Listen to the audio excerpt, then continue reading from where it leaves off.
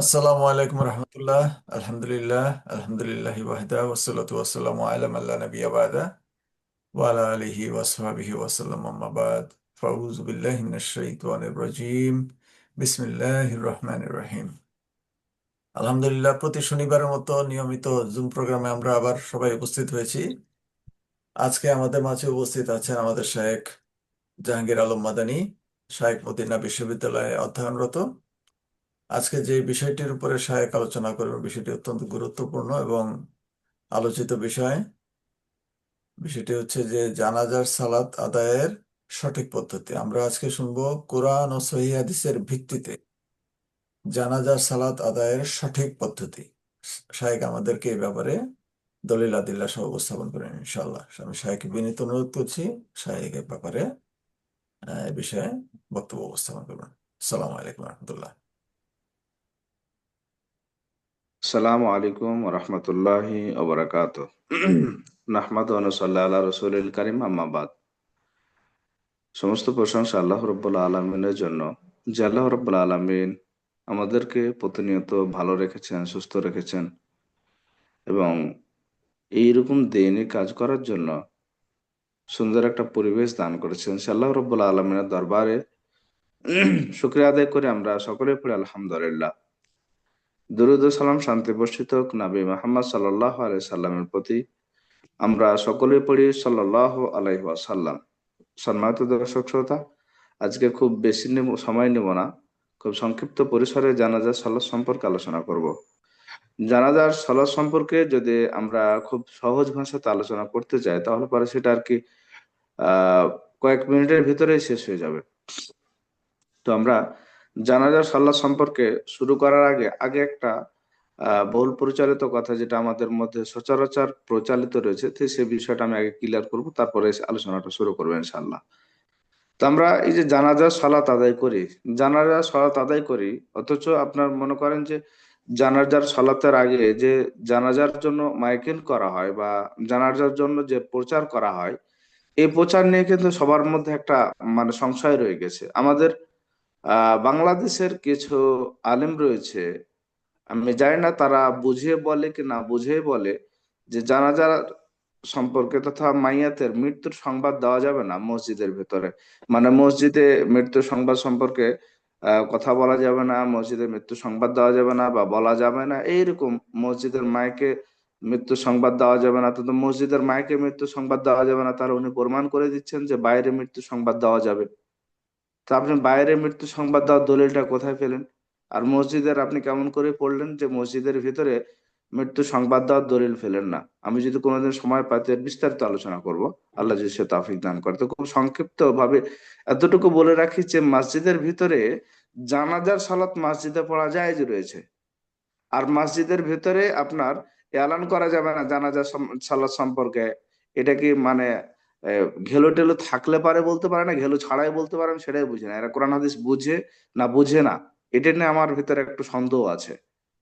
যে ন্যূনতম একটু জ্ঞান থাকলে পারে তো এটা বোঝা যায় যে যেখানে জানাজা সালাতে মসজিদে পড়া পড়া যায় যে রয়েছে, আল্লাহ রসুলের জামানা আল্লাহ রসুল জানাজা সালাত মসজিদে নববীতে পড়েছেন, এটা কোনো দর্শনীয় মনে করেননি। তো তাহলে পরে জানাজার সালাত যদি মসজিদে পড়া কোনো দর্শনীয় না হয়, তাহলে পরে জানাজার সালাত সম্পর্কে এলান দেওয়া বা মৃত্যু সম্পর্কে এলান দেওয়া কিভাবে নিষিদ্ধ হতে পারে? আপনি কি বুঝতে পারছেন বিষয়টা কোন দিকে দৌড়া যাচ্ছে? মানে আমাদেরকে শরীয়ত বোঝানো হচ্ছে, শরীয়ত বোঝাতে গিয়ে আমাদেরকে ভুল বোঝানো হচ্ছে। আমাদেরকে যারা শরীয়তের সঠিক জিনিসগুলো দেয়, তারা বোঝাতে গিয়ে সেটা ভুল বুঝিয়ে দিচ্ছে। এবং এরকম কিছু আলেম রয়েছে যারা না বুঝে কথাবার্তা বলে। তো যাই হোক, যে কথাটা সহজ ভাষাতে বলতে গেলে জানাজার সালাত যে মসজিদে জায়েজ রয়েছে, এটা মাথায় ধরা দরকার যে এলান করাটাও মসজিদ তাহলে পরে জায়েজ আছে। এর আদিল্লা কোথায় পাওয়া যাবে সে বিষয়ে আমরা পরে আলোচনা করবো ইনশাআল্লাহ, আল্লাহ যদি সে তৌফিক দান করে কোনো সময়। তো এই হলো জানাজার সালাত সম্পর্কে আপনার মানুষকে সংবাদ দেওয়া। হ্যাঁ, মানুষ যখন জানাজার সালাতে আসলো, মানুষকে জানাজা সালাত সম্পর্কে সংবাদ দিতে হবে। তো মানুষ যখন জানাজা সালাত আসবে, তখন আমরা জানাজা সালাতটা শুরু করব। এই জানাজা সালাতটা পড়তে হবে কোন কোন জায়গাতে পড়া যায়, এই জায়গাটা আমরা আগে নির্ধারণ করি। জানাজা সালাত সাধারণ জায়গাতে পড়তে পারেন, জানাজা সালাত ঈদগাহতে পড়তে পারেন, জানাজা সালাত মসজিদে পড়তে পারেন, জানাজা সালাত কবরস্থানও পড়তে পারেন। বুঝতে পারছি কি? এই 4 জায়গাতে জানাজা সালাত পড়া যায়। আপনি পৃথিবীর সব জায়গাতে জানাজা সালাত পড়তে পারবেন, কিন্তু আমাদের অন্যান্য সালাতের ক্ষেত্রে যেমন বাধ্যবাধকতা রয়েছে, আপনি এমনি সালাত যে কবরের সামনে পড়তে পারবেন না, কিন্তু জানাজা সালাত যদি পড়েন তাহলে পরে কোনো সমস্যা নাই। এটা আপনাকে বুঝতে হবে। জানাজা সালাত এক বিপরীত ধর্মী সালাত। জানাজা সালাত এক বিপরীত ধর্মী সালাত। বেলা রুকু ওয়ালা সুজুদ। কোনো রুকু নাই, কোনো সাজদা নাই। রুকু সাজদা ছাড়াই হচ্ছে জানাজা সালাত। আপনি বুঝতে পেরেছেন? এখন যদি বলে আহ আমাদের কিছু পণ্ডিত রয়েছে বাংলাদেশে, মানে কথা বলতে গেলে আমার কথাগুলো একটু কড়াই হয়। আমাদের কিছু পণ্ডিত রয়েছে বাংলাদেশে, এই পণ্ডিতেরা বলে যে রুকু নাই সাজদা নাই, ই আবার নামাজ হয় নাকি? রুকু নাই সাজদা নাই, ই আবার নামাজ হয় নাকি? তার মানে পাগলকে বলে, যায় পাগল, জানাজা সালাত বলিস কেন? জানাজার দোয়া বলবি। জানাজার দোয়া বলবি, তাহলে তো কোনো সমস্যা থাকবে না। আমরা যদি জানাজার দোয়া বলি তাহলে পরে তো আর কোনো সমস্যা থাকে না। তো জানাজার দোয়া না বলে জানাজার সালাত পড়ি বলি কেন? এই যে আমাদের মানে সমস্যা, আমরা বলার সময় ঠিকই সলাৎ বলছি, কিন্তু সলাৎকে মানতে আমাদের আপত্তি। রুকু সাজদা না থাকলে আবার কি সলাৎ হয়? এটা মানে কোন আজব কথা। তা আপনি কুসুমের সলাৎ আদায় করেছেন কি? এবং সূর্য গ্রহণ লাগলে সলাৎ আদায় করেছেন কি? ওই সলাতে কি হয় দেখেছেন কি? সাধারণ সলাতের মতো ওটা সলাৎ নাকি? সলাত ও তাসবিহ কি দেখেছেন? সলাতের ভিতরে তাসবিহ পড়া হয়, ওইটা কি সাধারণ সলাতের মতো নাকি? তো আমরা যেভাবে সবগুলোকে সালাতকে একরকম করে ধরলে তো হবে না। আপনি ইস্তেসকার সালাত আদায় করেছেন, ইস্তেসকার সালাত কি সাধারণ সালাতের মতো নাকি? এই যে আমাদের মানে প্রবলেম শুধু জানাজার সালাত নিয়ে প্রবলেম, অন্য কোনো জায়গাতে প্রবলেম না। কুসুফে সালাত বলেন ওটা ঠিকই আদায় করছে, আপনি সালাত তাসবিহ বলেন না ঠিকই পড়ছে। আর জানাজার সালাতে গিয়ে যত সমস্যা, জানাজার সালাতে রুকু নাই, সিজদা নাই, এই জন্য আমাদের মাথা ব্যথা করে বেশি। কিন্তু আপনাকে বুঝতে হবে যে এটা রুকু সাজদা ছাড়াই সালাত। রুকু সাজদা ছাড়া সালাত কিভাবে হয়? শরীয়ত এভাবে এটাকে নিয়ন্ত্রণ মানে একে ইয়া করেছে। আহ, আল্লাহ রাব্বুল আলামিন এভাবে এই সালাতের বিধান দিয়েছেন। রাসূল সাল্লাল্লাহু আলাইহি সাল্লাম যিনি শরীয়ত প্রণেতা, তিনি এভাবেই জানাজা সালাতটাকে দেখিয়ে গেছেন। জানাজা সালাত 4 তাকবীরে পড়তে হবে। এ ব্যাপারে মতান্তর রয়েছে 5, 6, 7 তাকবীর। 5 তাকবীরের হাদিস রয়েছে, 4 তাকবীরের হাদিস রয়েছে। আবু দাউদের ভিতরে, সারা আউনুল মাবুদের ভিতরে দেখবেন 5, 6, 7 তাকবীরের হাদিস রয়েছে। প্রত্যেকটা হাদিসই হচ্ছে সহিহ। তাহলে পরে এখন আপনি কি করবেন? ওই 6 তাকবীর 7 তাকবীর নিয়ে পাড়াপাড়ি করবেন, না 4 তাকবীর পড়বেন, না 5 তাকবীর পড়বেন? এ তো ঝামেলা লেগে গেল। হুজুর সবগুলোই তো সহিহ হাদিস। এটা তো আমিও জানি সবগুলো সহিহ হাদিস। ওই যে আমাদের জামাতার আমির বলছিল, কয়েকদিন আগে একটা ভিডিও দেখলাম, তা উনি বলছিলেন যে আল্লাহর মসজিদ নববীতে ইয়া যেতক, মেয়ে যেতক, ছেলে যেতক, বয়স্ক যেতক, ছোট বাচ্চা যেতক, ইহুদি যেতক, নাসারা যেতক, খ্রিস্টান যেতক, বৌদ্ধ যেতক, সব একবার বলে শেষ করে দিল। ঠিক আর এত গালা যেতক, ওই পর্দা ছাড়াই যেতক। মানে বুঝাইতে চাচ্ছে, আমি রাজনৈতিক ব্যক্তিত্ব না, তো তারপরে কথাটা বলতে হলো, পর্দা ছাড়াই যেতক মানে কি? জামাতে পর্দা ছাড়া যাওয়া যাবে? তো যাই হোক, তো পর্দা ছাড়া মসজিদে নববীতে যেত বলতে কি বোঝানো হচ্ছে? পর্দাকে প্রতিপন্ন করা হচ্ছে? আল্লাহ রসুল সাল্লাহ আলি সাল্লামের কাছে মেয়েরা পর্দা ছাড়া যেত, কি বুঝাইতে চাচ্ছেন? তখন পর্যন্ত পর্দার বিধান নাজিল হয়নি, এটা বুঝতে হবে। পর্দার বিধান যখন থেকে নাজিল হয়েছে তখন থেকে আর আল্লাহ রসুলের সামনে কেউ বেগান অবস্থায় যেত না। আল্লাহ রসুল সাল্লাহ আলি সাল্লামের সামনে ছোট কাপড়ে কেউ যেত না। আল্লাহ রসুল সাল্লাহ আলি সাল্লাম কোন মেয়ে মানুষের হাতে বায়াত দিয়ে বায়াত নিত না। হ্যাঁ, তো যাই হোক, আমি ওইদিকে যাচ্ছি না, আলোচনা কোনোদিন আসলে পারে করব। তো এই হলো জানাজা সালাতের তাকবীরের যে কথাটা বলতেছিলাম, যে নাজ্জাসের যে জানাজা সালাত আল্লাহ রাসূল পড়েছিলেন, এটা হচ্ছে সর্বশেষ। এটা ছিল 4 তাকবীরে। আল্লাহ রাসূলের শেষ আমলটা কিসের উপর ছিল সেটা দেখতে হবে। আল-ইয়াউমা আকমালতু লাকুম দীনাকুম ওয়া আতমামতু আলাইকুম নিয়ামাতি ওয়া রাদিতু লাকুমুল ইসলামা দীনা। দিন পরিপূর্ণ হয়ে গেছে। যেদিন দিন পরিপূর্ণ ঘোষণা হয়ে গেছে, সেদিন সে আমলটা আল্লাহ রাসূলের কোন আমলের উপর ছিল, সেটাই হলো শেষ কথা। সেটাই হলো শেষ কথা। আল্লাহ রাসূলের শুরু জীবনে কি ছিল এটা দেখা বেড়ালে হবে? কথা বললে তো কথা চলে আসে, এই যে কিছু মানে ফালতু আছে এদের যাক, ওদিকে আমি যাচ্ছি না, ওদিকে গেলেই মানে কথাবার্তা বাড়বে। তো যেটা কথা বলতেছিলাম, যে আল্লাহ রসুলের শেষ আমলটা কার উপর ছিল? তো আল্লাহ রসুলের শেষ আমলটা যেটা ছিল সেটা হচ্ছে 4 তাকবীরের উপর। 4 তাকবীরে জানাজা সালাত পড়া, এটাই হচ্ছে আল্লাহ রসুল সাল্লাল্লাহু আলাইহি সাল্লামের শেষ আমল ছিল।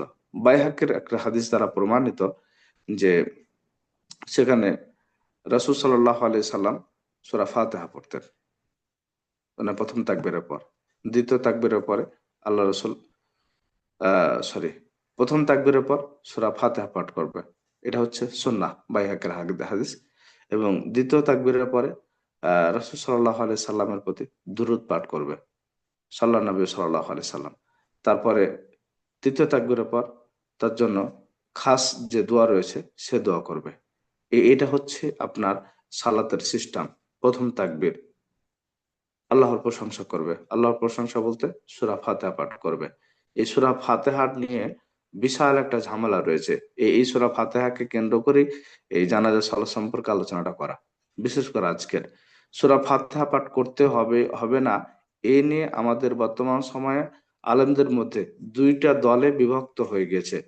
দুইটা দলে বিভক্ত হয়েছে, বৃহত্তর একটা সংগঠন আমরা যেটাকে হানাফি মাযহাব বলে জানি। তো হানাফিরা তারা বলছে যে সূরা ফাতিহা পাঠ করতে হবে না। আহলুল হাদিস এটা বৃহত্তর সংগঠন না হলেও কি বাংলাদেশে মোটামুটি প্রায় 4 কোটি মানুষ তাদের অনুসারী। তাদের কথা হলো যে সূরা ফাতিহা পাঠ করতে হবে। মূলত সঠিক কোনটা এবং ভুল কোনটা, কোনটাই বা কোরআন এবং সুন্নাহর অনুকূলে, আমরা সেটাকে দেখব। আসুন আমরা দেখি যে সূরা ফাতিহা নিয়ে এত কথাবার্তা আসছে কেন, বা এই সূরা ফাতিহার ব্যাপারে মতটা কোথা থেকে আসছে। সূরা ফাতিহার ব্যাপারে যদি প্রথম কথায় বলতে যাই, তাহলে পরে ইমাম শাফি রাহিমাহুল্লাহ তিনি এটাকে বলেছেন যে পড়তেই হবে, ইমাম শাফি রাহিমাহুল্লাহ। এবং তিনি সূরা ফাতিহার কথা বলতে গিয়ে কথা বলেছেন লা সালাতা লিমান লাম ইয়াকরা ইল্লা বিফাতিহাতিল কিতাব, যে সলাৎ সূরা ফাতিহা ছাড়া হয় না। আর জানাজা সলাৎটাকে সলাতই বলা হয়েছে, জানাজা সলাৎকে দোয়া বলা হয়নি। এবং ইমাম বুখারী রাহিমাহুল্লাহ তার গ্রন্থে বুখারীর প্রথম খণ্ডের ভেতরে তিনি উল্লেখ করেছেন জানাজার সালাতটা হচ্ছে সালাত, যার কোনো রুকু নাই, কোনো সাজদা নাই, কিন্তু জানাজার সালাত হচ্ছে কি সালাত। এটাকে সালাত বলে আখ্যায়িত করেছে এবং এটা সালাত, এটা অন্য কিছু নাই। যাই হোক, এই জানাজার সালাতটা আমি একটা কথা ছেড়ে দিয়েছি, পরে বলবো এটা। তো এই যে জানাজার সালাতটা যে আমরা পড়ছি, এখানে সূরা ফাতিহা পড়তে হবে, এই ব্যাপারে ইমাম শাফি রাহিমাহুল্লাহ অকঠ্য দলিল রয়েছে এবং তিনি এই ব্যাপারে একমত যে সূরা ফাতিহা পড়তে হবে। ইমাম আহমদ বিন হাম্বল রাহিমাহুল্লাহ তিনি তার কওল উল্লেখ করেন, তিনি বলেন যে সূরা ফাতিহা পড়তে হবে। সূরা ফাতিহা পড়ার ব্যাপারে জোর দাবি দিয়েছেন ইমাম আহমদ বিন হাম্বল রাহিমাহুল্লাহ। এ ব্যাপারে আল্লামা বিন বাজ রাহিমাহুল্লাহ তিনি জোর দাবি দিয়ে বলেছেন যে সূরা ফাতিহা পড়তে হবে, তার মাজমুয়া ফতোয়ার ভিতরে তিনি এই কথা উল্লেখ করেন। আল্লামা সালেহ আল উসাইমি রাহিমাহুল্লাহ তিনিও তার মাজমুয়া ফতোয়ার মধ্যে এ কথাই উল্লেখ করেন যে সূরা ফাতিহা পড়তে হবে। ইবনে কাইয়্যিম রাহিমাহুল্লাহ তিনি সূরা ফাতিহার ব্যাপারে জোর দাবি দেয় যে সূরা ফাতিহা জানাজা সালাতের মধ্যে পড়তে হবে। আমরা এছাড়াও অনেক আলেম ওলামা রয়েছে যাদের কাছ থেকে আমরা বিষয়গুলো জানতে পারি। আল্লামা শিরিন রাহিমাহুল্লাহ তিনি সূরা ফাতিহা পড়ার পক্ষে দলিল পেশ করেছেন। আল্লামা জাহামা রাহিমাহুল্লাহ তিনি হানাফি মাযহাবের বৃহত্তর একজন আলেম, তিনি সূরা ফাতিহা পড়ার পক্ষে দলিল পেশ করেছেন এবং সূরা ফাতিহা পড়তে হবে কথাই বলেছেন। এবং এছাড়াও সালাফি আলেমদের মধ্যে একাধিক আলেম রয়েছে যারা সূরা ফাতিহার পক্ষে দলিল দেয়। বিষয় হলো যে সূরা ফাতিহা পড়তে হবে না এই ব্যাপারে যারা দলিল দিয়ে থাকেন, তাদের মধ্যে একজন হচ্ছেন ইমাম আবু হানিফা রাহিমাহুল্লাহ এবং ইমাম মালিক রাহিমাহুল্লাহ।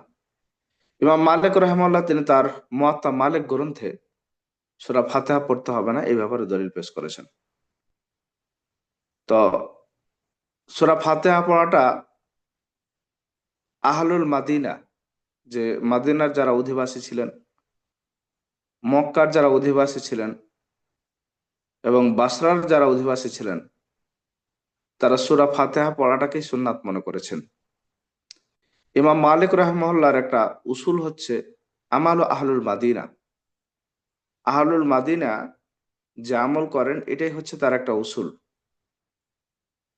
তো তার উসুলই তার কওলের বিপরীত চলে যাচ্ছে। এখান থেকে বোঝা যায়, স্পষ্ট হয় যে ইমাম মালিক রাহিমাহুল্লাহর কথাটা গ্যারান্টেড হবে না। তিনি তার ব্যক্তিগত মত প্রকাশ করতেই পারেন, এটা ব্যক্তিগত ব্যাপার। কারণ তারই উসুল তারই বিপরীত চলে যাচ্ছে।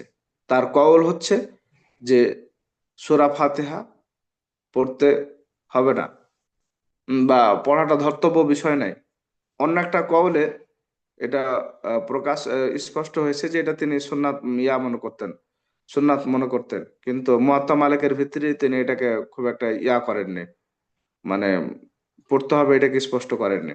যাই হোক, তো তারই কওল তারই উসুলের বিপরীত চলে যাচ্ছে। তার উসুল হচ্ছে আমার আহলুল মাদিনা।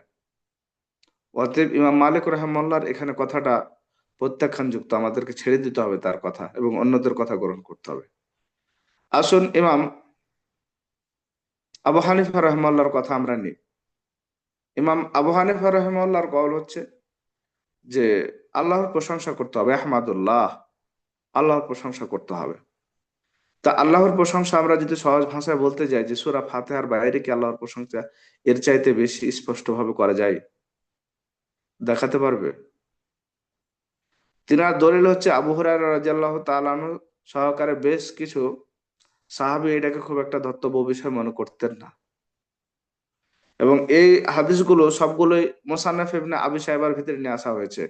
এই ইয়াগুলো আপনার সাহাবীদের কওলগুলো মোসান্নাফ ইবনে আবি শাইবার ভিতরে নিয়ে আসা হয়েছে। অথচ এই হাদিস নিয়ে বা এই কওল নিয়ে যারা দৌড়াদৌড়ি করছে, তারা এটা জান না আল্লামা ইবনে আবি শাইবা রাহিমাহুল্লাহর নিজস্ব মতই হচ্ছে সূরা ফাতিহা পাঠ করতে হবে। আমার কথা বুঝতে পারছেন? যে হাদিসগুলো নিয়ে আসলো, সংকলন করলো, তিনি কি আপনার ব্যাপারে সে হাদিসগুলোর চাইতে কম কম জানতেন? কিন্তু তিনি কেন নিজস্ব মত দিলেন যে সূরা ফাতিহা পড়তে হবে? বোঝার বিষয় হলো যে সূরা ফাতিহা পড়তে হবে, এটাই হচ্ছে সঠিক কথা। এখান দ্বারা তার যে কল ছিল, এই কলগুলো কি হয়ে গেছে? প্রত্যাখ্যান যুক্ত হয়ে গেছে। আসুন আমরা আর একটু সামনে আসলে পারে স্পষ্ট হবো। আল্লামা জাহমা রহমাউল্লাহ মাজহা সরি মাজহার রহমাউল্লাহ, তিনি হানাফি মাযহাবের বৃহত্তম একজন আলেম। তিনি তার নিজস্ব কওল, নিজস্ব কথা উল্লেখ করতে গিয়ে তিনি বলেন যে সূরা ফাতিহা পড়তে হবে চুবিসারে। কি বুঝলেন? মানে পড়তে হবে। তার ওই মাযহাবের ভিতরে তার এই বিপরীত কথা চলে আসছে। আপনি কিভাবে সেটাকে গ্যারান্টেড করবেন, গ্রহণ করবেন কিভাবে? এখান থেকে স্পষ্ট হয়ে যাচ্ছে যে কথাটাকে প্রত্যাখ্যান, এই কথাটাকে ছেড়ে দিতে হবে। আমাদেরকে মানতে হবে কোনটা? সূরা ফাতিহা পড়তে হবে। এ ব্যাপারে অকথ্য দলিল রয়েছে। ইবনে আব্বাস রাদিয়াল্লাহু তাআলা আনহু থেকে বর্ণনা এসেছে, আর ইবনে আউফিন ক্বালা সাল্লাইতু খালফা ইবনে আব্বাসিন রাদিয়াল্লাহু তাআলা আনহুমা আলাল জানাজাতিন ফাকারা বিফাতিহাতিল কিতাব ক্বালা লিয়ালামু আন্নাহা সুন্নাতুন। ইবনে আউফ রাদিয়াল্লাহু থেকে বর্ণিত, তিনি বলেন যে আমি ইবনে আব্বাস রাদিয়াল্লাহু তাআলা আনহুর পিছনে সালাত আদায় করেছি। সাল্লাতু খালফা ইবনে আব্বাস রাদিয়াল্লাহু তাআলা আনহুমা, আমি ইবনে আব্বাস রাদিয়াল্লাহু তাআলা আনহুমার পিছনে সালাত আদায় করেছি। আলাল জানাজা ফাকারা বিফাতিহাতিল কিতাব, তিনি জানাজার সালাতের মধ্যে সূরা ফাতিহা পাঠ করেছেন। তিনি বললেন যাতে করে মানুষ জানতে পারে যে এটা হচ্ছে সুন্নাহ। যারা ব্যাখ্যা করেছেন, ব্যাখ্যা করতে গিয়ে এই সুন্নাতকে নিয়ে এসেছে আর সুন্নাহ লাজিমা, এই সুন্নাহটাকে সুন্নাহ লাজিমা হিসাবে ধরেছেন, সুন্নাহ লাজিমা হিসাবে গ্যারান্টেড করেছেন। ইমাম বুখারী রাহিমাহুল্লাহ তিনি তার বুখারী গ্রন্থে সূরা ফাতিহা পড়তে হবে এই কথা উল্লেখ করতে গিয়ে তিনি এই কথাটাকে মানে এই ইবনে আব্বাস রাদিয়াল্লাহু তাআলা আনহুর যে আসারটা রয়েছে এটাকে নিয়ে এসেছেন। এখান থেকে স্পষ্ট হচ্ছে যে সূরা ফাতিহা পড়তে হবে এবং সূরা ফাতিহা পড়াটা আমরা যখন বাহ্যিক দৃষ্টি থেকে সুন্নাহ বলছি, তখন বিভিন্ন জায়গাতে আলেমগণ এটাকে স্পষ্ট করছে, লা সালাতা লিমান লাম ইয়াকরা ইল্লা বিফাতিহাতিল কিতাব, এটা দিয়ে জোর দাবি দিচ্ছে যে সূরা ফাতিহা পড়তেই হবে। সুন্নাত সহজ ভাষাতে এটা স্পষ্ট হয়ে গেছে যেটা সুন্নাত। কিন্তু কিছু আলেমদের কথা হচ্ছে যে যা জোর দাবি দিয়ে পড়তেই হবে। আর কিছু ব্যাখ্যাকারীগণ তারা সরহ করতে গিয়ে, ব্যাখ্যা করতে গিয়ে তারা বলছেন যে সুন্নাহ আই সুন্নাত লাজিমা, যে সুন্নাহটা হচ্ছে সুন্নাত অবধারিত। বুঝতে পারছেন কি? এটা স্পষ্ট হয়ে যাচ্ছে যে সূরা ফাতিহা পড়তে হবে। এরপরে নবী সাল্লাল্লাহু আলাইহি সাল্লাম, নবী সাল্লাল্লাহু আলাইহি সাল্লামের প্রতি দুরূদ পড়তে হবে। এটা হচ্ছে দুরুদে ইব্রাহিম। আমার কথা হলো যে দুরুদে ইব্রাহিম নিয়ে কেউ কখনো কি মতনক্য করেছে, যেটা দুরুদে ইব্রাহিম পড়তে হবে না, নাহমাদু ওয়া নুসাল্লি আলা রাসূলিল কারীম আম্মা বাদ বললেই হবে? সে আম্মা বাদ না পর্যন্ত নাহমাদু ওয়া নুসাল্লি আলা রাসূলিল কারীম বললো নাকি? সরি, আমার কথাটা ভুল হলো। মানে যেভাবে হোক আর কি, যে রাসূল সাল্লাল্লাহু আলাইহি সাল্লামের প্রতি আমরা দুরূদ পাঠ করি, এই দুরূদটা যে কোনো ভাবে আমরা পাঠ করলাম। হ্যাঁ, আল্লাহুম্মা সাল্লি ওয়া সাল্লিম ওয়া বারিক ওয়া সাল্লিম। হ্যাঁ, হ্যাঁ, হ্যাঁ, শুকরান, জাযাকাল্লাহ খায়ের। তো আমরা একে মানে এভাবে আর কি পাঠ করলাম। সেটা আমরা তো কখনো মানে ইয়া করি না, বলি না যে এইভাবে পাঠ না করলে, দুরূদ শরীফ না পাঠ করলে হবে, দুরূদ ইব্রাহিম না পাঠ করলে হবে, কখনো বলি না। আমাদের সমস্যা কোন জায়গাখানে? সূরা ফাতিহা নিয়ে।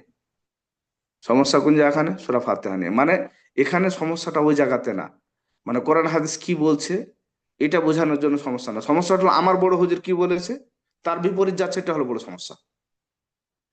এবং আমার বড় হুজুর বলেছে এবং আমার মাযহাবে এটা আছে, এখন এটা ছাড়ে দিতে আপনার সবচেয়ে বেশি গতর কাটছে।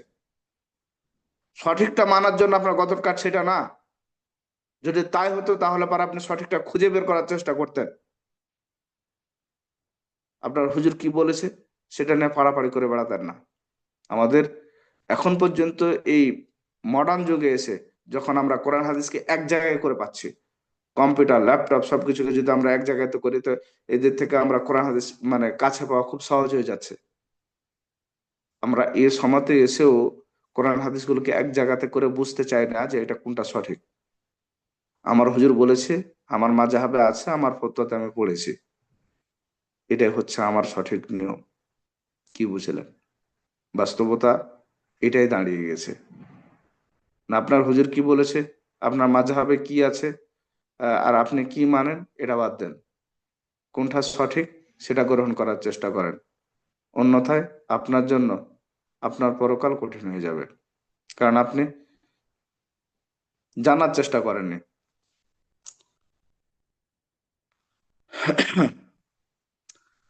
আল্লাহ রাসূল সাল্লাল্লাহু আলাইহি সাল্লাম সর্বশেষ যেটি করতেন সেটা হচ্ছে খাস দোয়া পাঠ করতেন।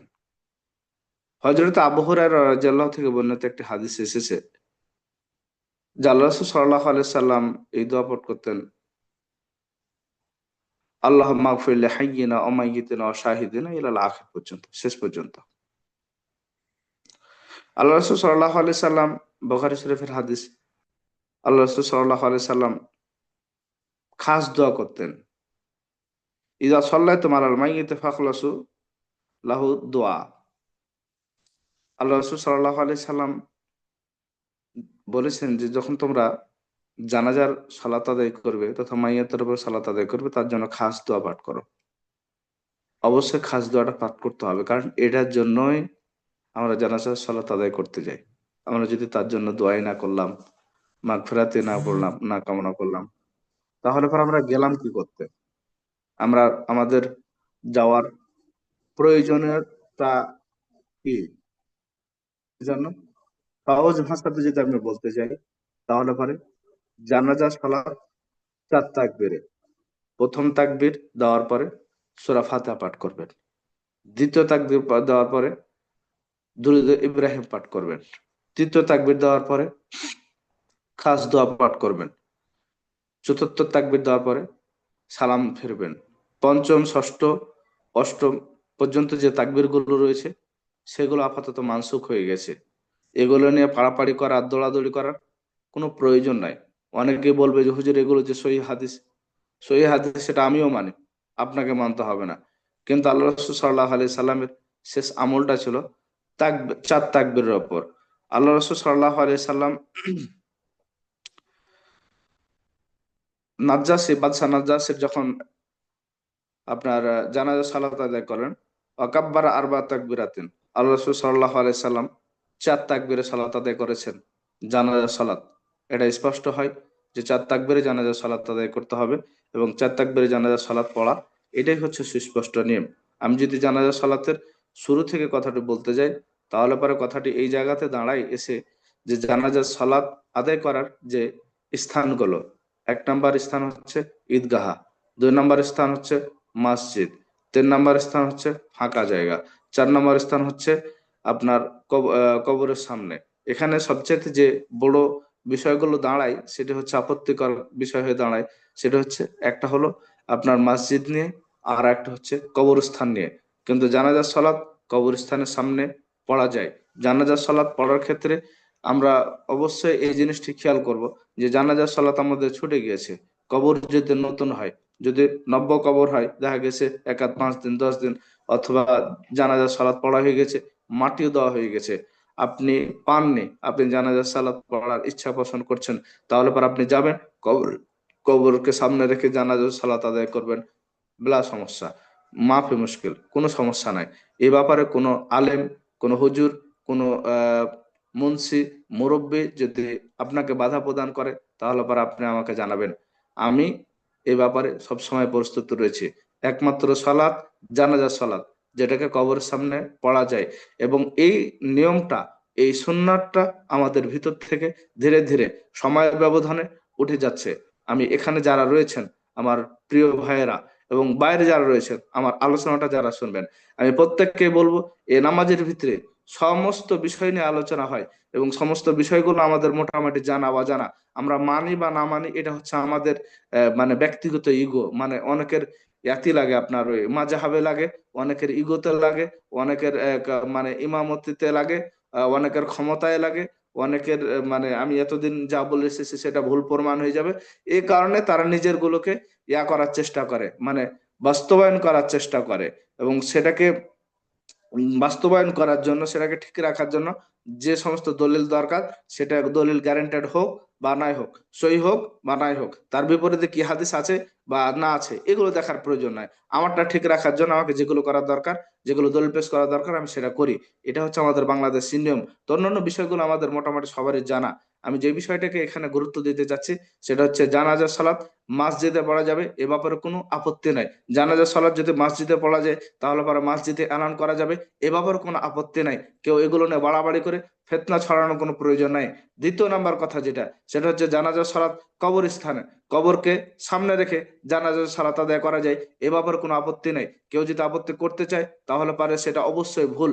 এবং এই সুন্নাতটাকে আপনি চালু করার চেষ্টা করেন। মানুষের জানাজা সালাত ছুটে যাওয়ার পর মানুষ সালাত আদায় করতে চায় না, মানুষ আদায় করে না, অথবা দেখা গেছে অনেক দূর থেকে সালাত আদায় করার জন্য এসেছে, কিন্তু সালাত কি হয়ে গেছে, শেষ হয়ে গেছে, ফলে সে সালাত আদায় করে না।